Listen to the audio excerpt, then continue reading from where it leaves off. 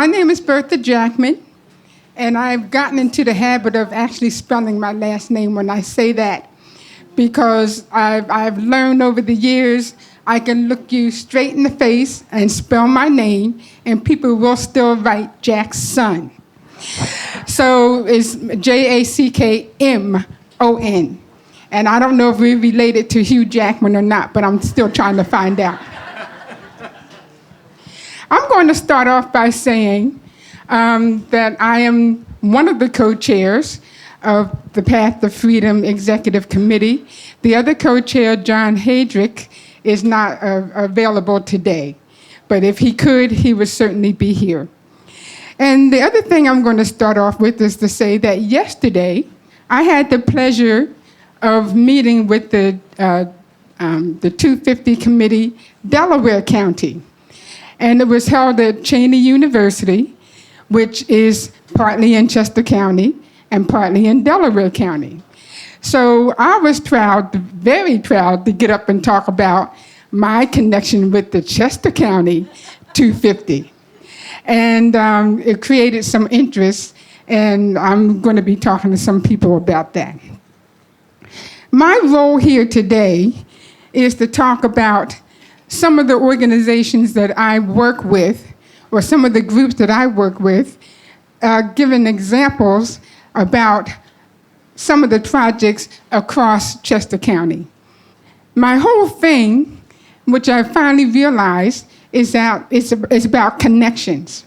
And when I realized that everything that I'm involved in is all connected, and I believe in connecting anything and everybody, and this is what this whole Chester County 250 is about. I am representing Mount Zion African Methodist Episcopal Church, also called AME, from Devon, Tredyffrin Township. I'm the church historian there, and this is one of the ways that I started getting involved in history and preservation. I am also a member of the Tredyffrin Easttown Historical Society, a board member. I am a board member of Pennsylvania Hallowed Grounds. That's an organization in the state of Pennsylvania, and we have two focuses. The first one is any cemetery in the state of Pennsylvania, doesn't matter whether it's black, white, public, private, anywhere there's a United States colored troop from the Civil War buried, that's the cemetery that we're interested in. We try to keep a running list of that. If you can see our website, you'll see that. The other focus is African American cemeteries, period, in the state of Pennsylvania. So cemeteries, anyway, let me stop there. The other organization I'm with is the International Association of Black Professionals in International Affairs. And of course, that's a mouthful, and we call it BPIA, Black Professionals in International Affairs. It may not seem like it has anything to do with Chester County, but it's an international organization. I'm a founding member. This year we're celebrating 35 years. So the whole idea is that everything everything that I'm involved in is about history in general and Black history in particular, preservation. The four examples that I'm going to talk about, the first one is a church in Tredyffrin Township, the Baptist Church in the Great Valley in Devon in Tredyffrin Township. That church was founded in 1711 by so many Welsh families. The first meeting of the Wilberforce Anti-Slavery Society was held on January 1837. The reason why I bring this particular group up is because I'm in Tredyffrin Township, which is, I think, is considered sort of the northern part of the county. I get the impression that this particular anti-slavery society is not well known. We hear about southern Chester County, everything happening down there, which is great, fine, and wonderful, but there were other people doing other things in the county, and it wasn't just the Quakers. So that's why I bring this up. The last recorded meeting was in 1844. That's the last recorded meeting that we know about. It seems that the members of the Wilberforce Anti-Slavery Society felt that they could be of greater service undercover. So we don't know what happened to them, but you're talking about Underground Railroad. We're lucky that we have this much documentation. But just a little interesting note about connections. One of the members of that Wilberforce Anti-Slavery Society was the seller of the property that my church is on, Mount Zion AME Church. Turns out that that particular person lived just down the hill across from the founder of my church. So this is what I'm talking about as far as connections. That's the first example. The second example is Shiloh African Methodist Church and Cemetery in Westtown Township. This is a church that lasted from around 1817 to the 1920s. The church building itself is gone. It was bulldozed in the 1960s, somewhere in there, or somewhere in the 1900s. But there's a cemetery. And when you pass by that particular property, you would never know that there was a church or a cemetery because all the headstones were removed. So this particular property, the fact that it goes back to at least 1817 is definitely historic. And the church and the cemetery was part of a thriving African-American community near Westtown School and near several well-known Quakers. It is within so many miles of the Harriet Tubman Underground Railroad Scenic Byway. So I just wanted to bring that up because there's some evidence that there was underground activity going on over there in Westtown Township. The third example is another church. It's called Ebenezer African Methodist Episcopal Church Ruins and Cemetery. It is located in Malvern, Whiteland Township, East Whiteland Township. It was deeded in 1831. The building was built in 1832. The four walls are still standing. The roof is caved in, and it's definitely deteriorating quickly, as I've noticed over the years.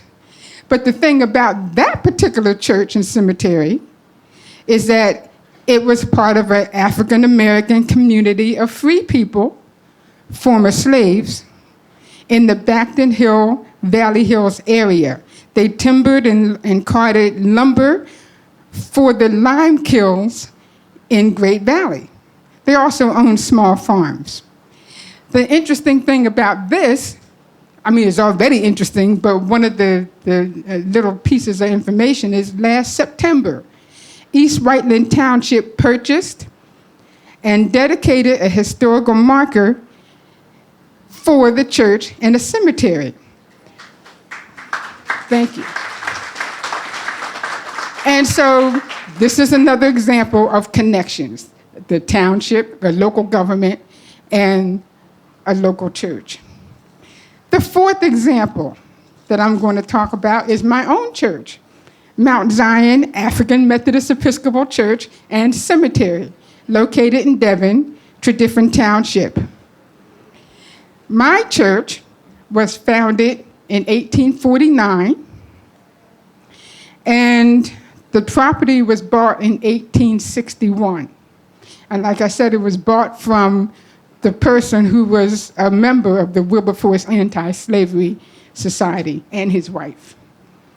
The thing about my church, Mount Zion AME Church, is that it was the site for strategizing against the policy of segregation of elementary school children in 2 townships in 1932 to 1934.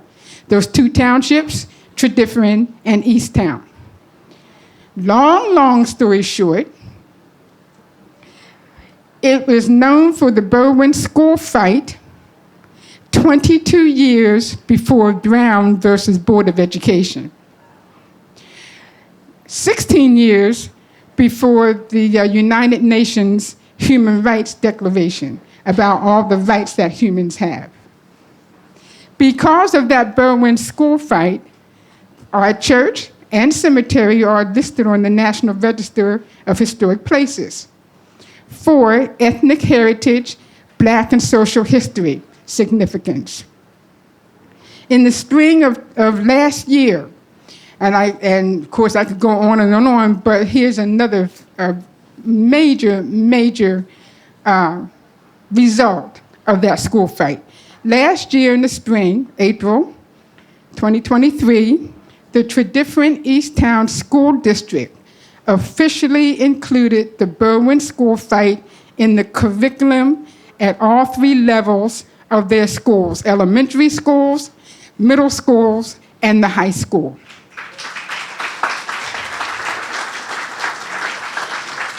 It was an outcome long awaited and very most deserved. I am going to turn this over to the other members of the Executive Committee of Path to Freedom. Thank you.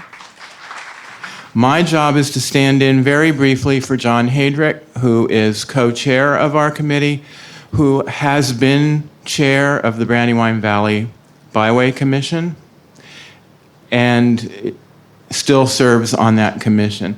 To just give you a little background of where the Harriet Tubman Byway came from. The Harriet Tubman Byway is a result of the efforts for the Brandywine Valley Scenic Byway, which recently became the Brandywine Valley National Scenic Byway in Pennsylvania, as it already had been in Delaware. I happen to have been the author of the corridor management plan for the Brandywine Valley Byway, which is frankly why I'm now on this committee and standing in. That byway recognized early in its efforts the importance of the Underground Railroad as an intrinsic historical theme for the Brandywine Valley Scenic Byway. The Byway Commission was established by an intergovernmental agreement between Pocopson, East Bradford, Pennsbury, Chadsford, and Kennett townships. And it encompasses a 25-mile figure-8 route in Pennsylvania. The map is sitting right over here on the easel. You can look at it at your leisure after. The part that's red has now been designated the Harriet Tubman Underground Railroad Byway in Pennsylvania, and it extends in a lighter color down to Rodney Square in Wilmington.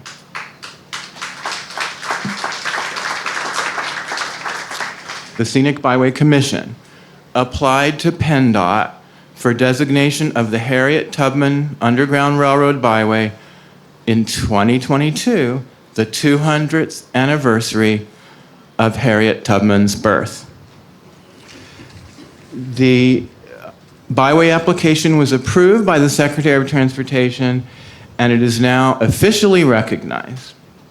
It is, in Pennsylvania, it is overlain for now only on a 7.6 mile section of the Brandywine Valley Byway, but the story, which Marie will tell you about, extends throughout Chester County.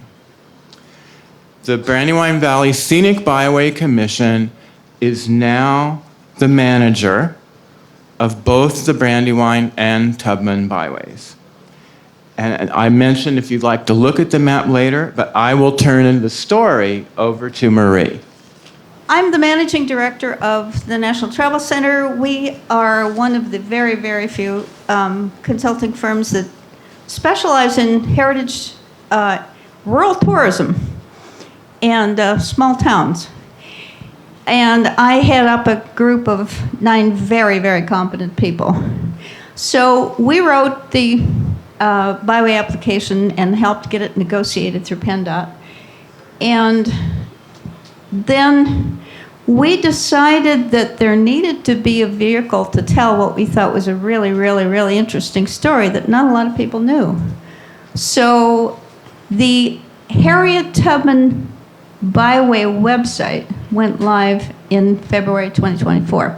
But it's not what you expect for a website. Now, I cross and bridge between planning. My doctorate's in environmental planning, but I'm a tourism person. I was the professor of destination marketing and management at Temple at the master's level for 10 years, till they didn't have the program anymore. And as we wrote the application, we began to realize that there was way more of a story in Chester County than just the byway, just Harriet Tubman. So we created 10 more stories on the website. And these stories are meant to be impactful. Slavery in Pennsylvania and everywhere else was an abhorrent business. And we didn't shirk away from actually talking about what it was. So when you look on there, you'll see 10 other stories that we tried to reveal the actual story of what we found in 234 different documents. And it became apparent to us that that story could be extended all the way through Chester County. So we applied for a Vision Partnership grant from the Planning Commission, and they gave it to us. And now we only had a June 1st start date. But we had a little head start because we had all those 234 documents that we used to create the stories on the website. So there are 168 locations identified to date where the activity took place in Chester County. And the majority of the activity was just above the Delaware Arc. And we read initially that Kennett Square was the hotbed of Underground Railroad activity. Absolutely right. And so the interpretive trail is delivering a visitor experience exploring the story of the Underground Railroad in the entire of Chester County. There's the location of those 168 sites, and as far as we've gotten between the 1st and now the 7th, was to figure out the number of each of the townships that are in each of the townships. But it's really interesting because you'll see here there's 20 and 16, etc. Now there is something called the Northern Route of the Underground Railroad through Chester County, but it's not where you would imagine where it was. It bisects right straight diagonally through and heads for north of Philadelphia. So there's an incredible story that's going to be able to be told with that as we move through the partnership grant in the next, we hope, 3 or 4 months, so that we can tell more of the story as quickly as possible. So phase 1 has focused on the freedom seekers, abolitionists, and the Underground Railroad before the Civil War. And then we hope to go into phase 2, which takes it beyond there with Reconstruction, civil rights, etc. Because it would be so expensive to try to get any interpretation on the ground prior to 2026, we're going to do as we do in these kind of heritage trails, and we work all over the United States. We're going to do a cell phone tour so that can be what guides people. And then the website's going to be enhanced with all of the trail information so that we will be arriving before the 2026 celebration with an entire tourism product that will really, really be of interest to people throughout the United States. And I'm going to turn this over to Mark. When Marie Forbes put out her 10 stories, which consisted of 75 pages, I thought, well, I'll find out more about the Underground Railroad. But 75 pages, I thought, this will be a good bedtime story. Maybe I'll read one per night. Well, I have to say, and this is honest to God truth, I read all 75 pages in one evening. And then I lay awake pondering what would it have been like to be in the freedom seekers' shoes if they had them as they crossed the line.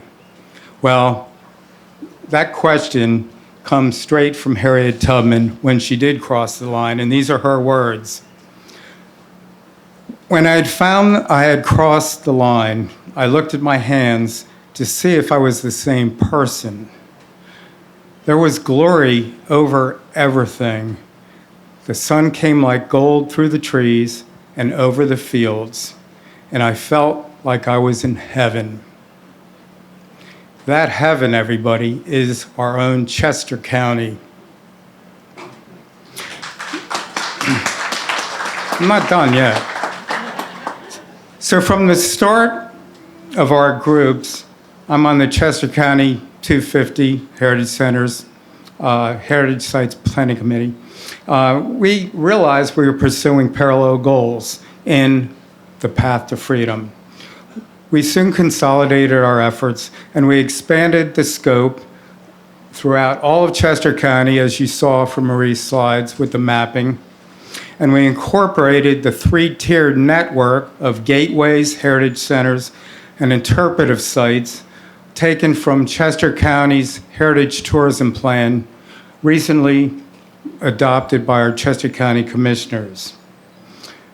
Together, we've been working together to tell the unique, comprehensive story of the Underground Railroad and the African American experience.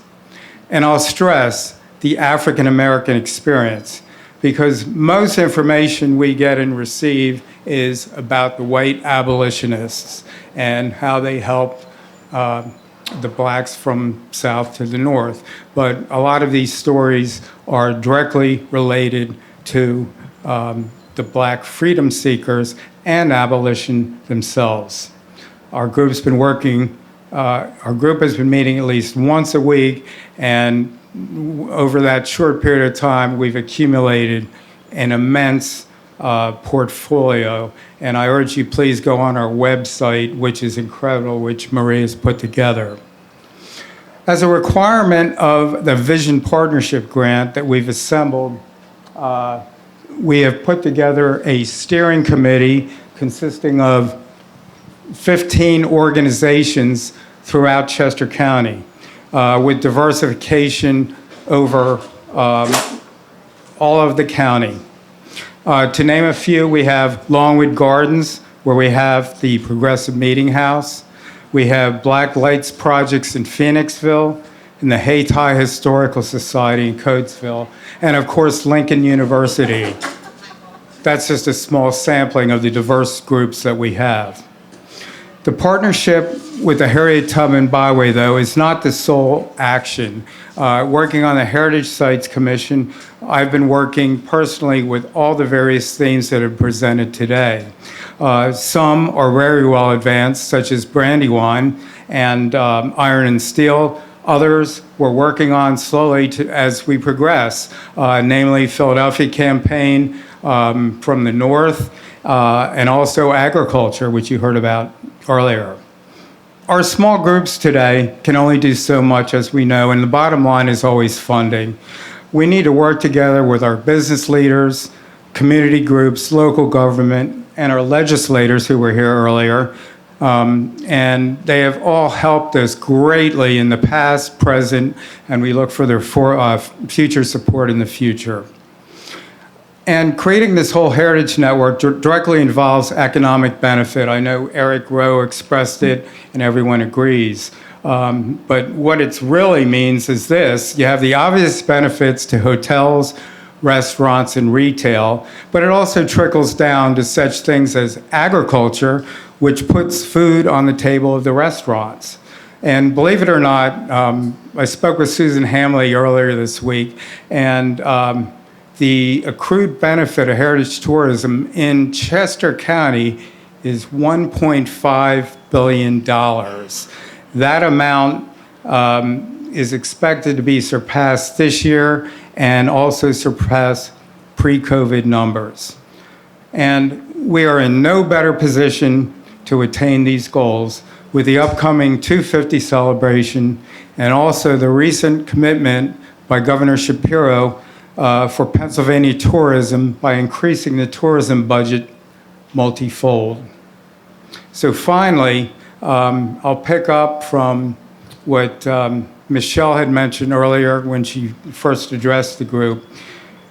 These are all legacy projects.